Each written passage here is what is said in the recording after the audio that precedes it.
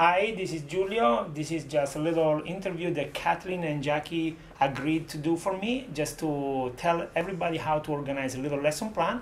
I hope you guys enjoy.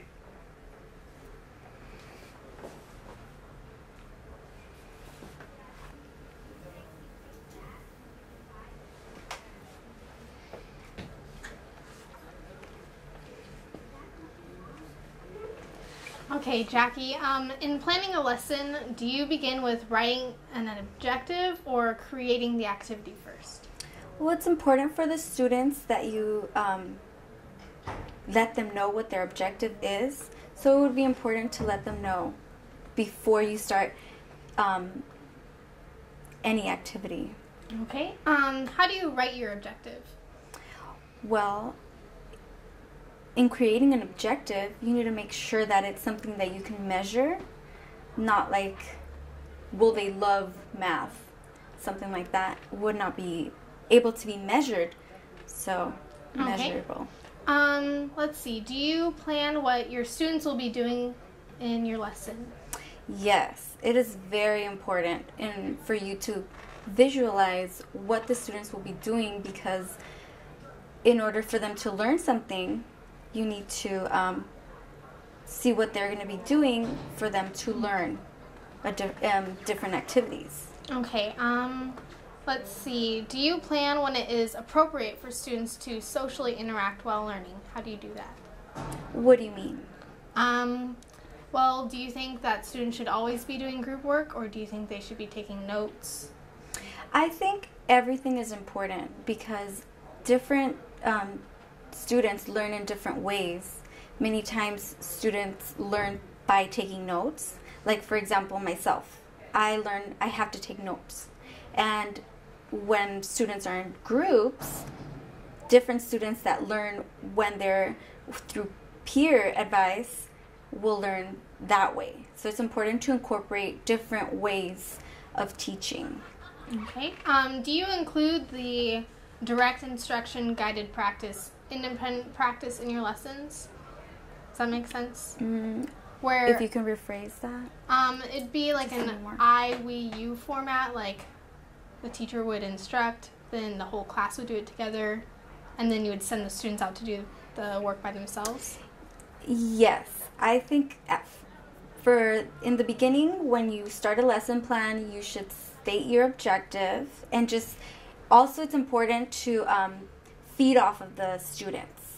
If you see that the students are not getting something, make sure you explain it again before you even let them do any activity on their own.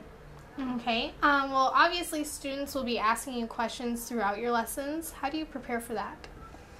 Well, it depends, because it depends if it's new material, if it's material that the students know. It also depends on if it's a new group, if you're not familiar with them, because if you're familiar with the group of students, then you more or less have a feeling of what the student is going to be, what students will be wondering. So you kind of just keep in mind that there will be a wide variety of different questions. Another thing that you can do is practice. You can practice with somebody that you know, a student in that level that you're planning to teach. You can teach your lesson to that student and then see what kind of reactions they have as an example. Okay. Do you think it is necessary to foresee common mistakes your students might make? Why or why not? It is necessary. That way you can have knowledge and background, just in case you're not familiar with what you're going to be teaching.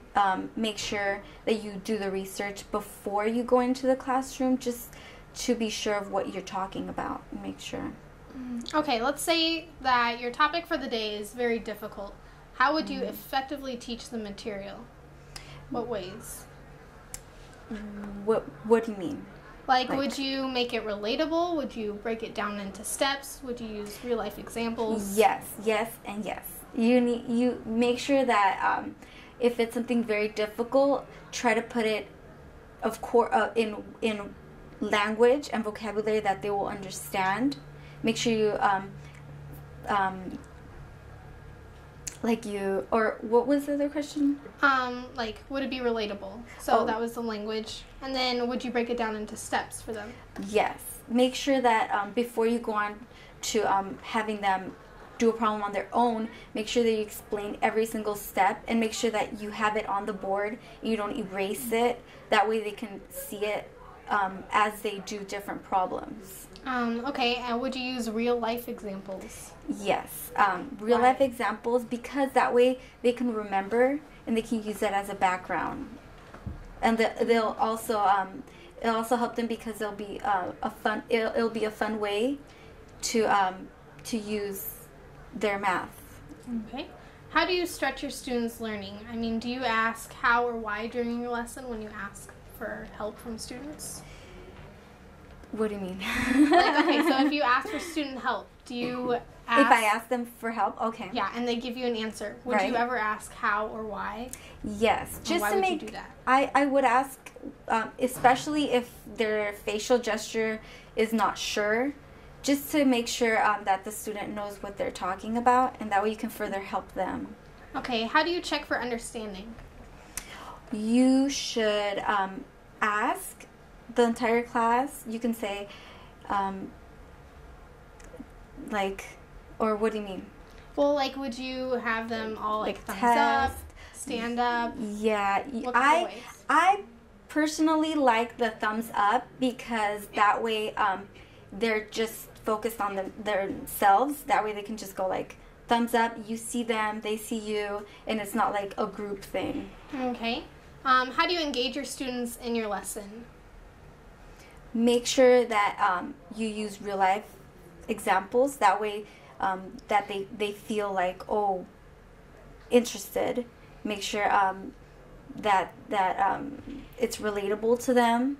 That way they won't feel like, well, why are we doing this? Or why is this important? Try to incorporate different background information that they can feel like they are going to use whatever it is that you're teaching. Okay. Do you use calling on single students more or call and response, like the whole class would respond to your question? I would use both.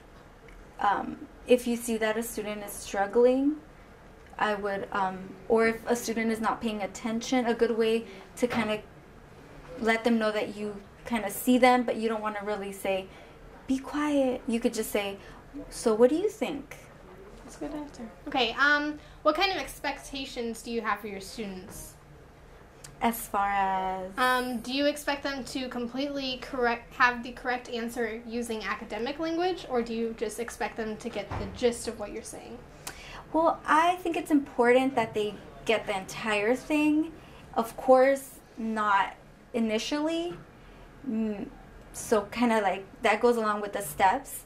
First, as long as they get the gist, and then after they get the gist of it, kind of make sure that you have them know what they're talking about. Okay, do you have any last pieces of advice for students? Make it fun. For students?